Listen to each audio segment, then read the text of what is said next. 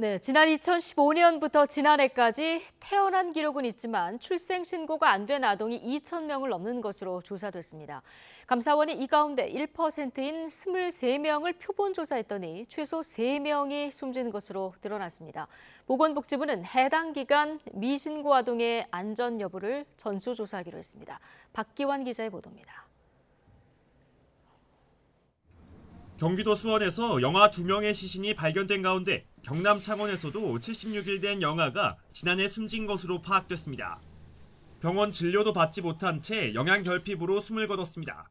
감사원 조사를 통해 지난 2015년부터 지난해까지 의료기관의 출산 기록은 있지만 정작 출생 신고는 되지 않은 것으로 확인된 아동은 모두 2,236명.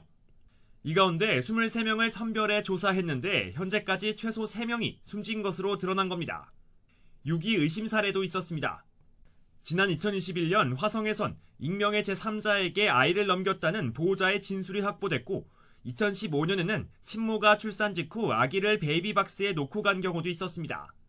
추가 피해 우려가 커지자 감사원은 미신고 아동 2,000여 명을 위기 아동에 포함해 줄 것을 보건복지부에 요청했습니다. 주무부처인 복지부는 아이들의 안전 여부를 전수조사하기로 했습니다. 뒤늦게 실태 파악이 시작됐지만 그동안 아동복지 정책의 허점은 그대로 드러났습니다.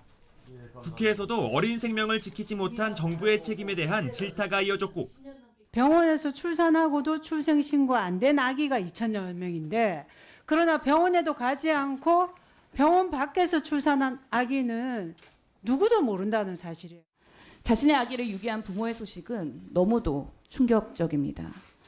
저출생 현상이 악화되는 상황에서 아동학대를 넘어 모성애, 가족에마저 몰락하는 대한민국의 사회에 대해 조규홍 복지부 장관은 재발 방지 대책 마련을 약속했습니다. 지금 대안을 마련해가지고 법안 심사 과정에 이제 적극 참여할 예정이고요. 두 법이 빨리 진행될 수 있도록 최선의 노력을 다하겠습니다. 충격적인 사건이 잇따라 드러나면서 출생 신고조차 되지 않은 영아들을 보호하기 위한 제도 개선이 조속히 이뤄져야 한다는 목소리가 커지고 있습니다. YTN 박견입니다.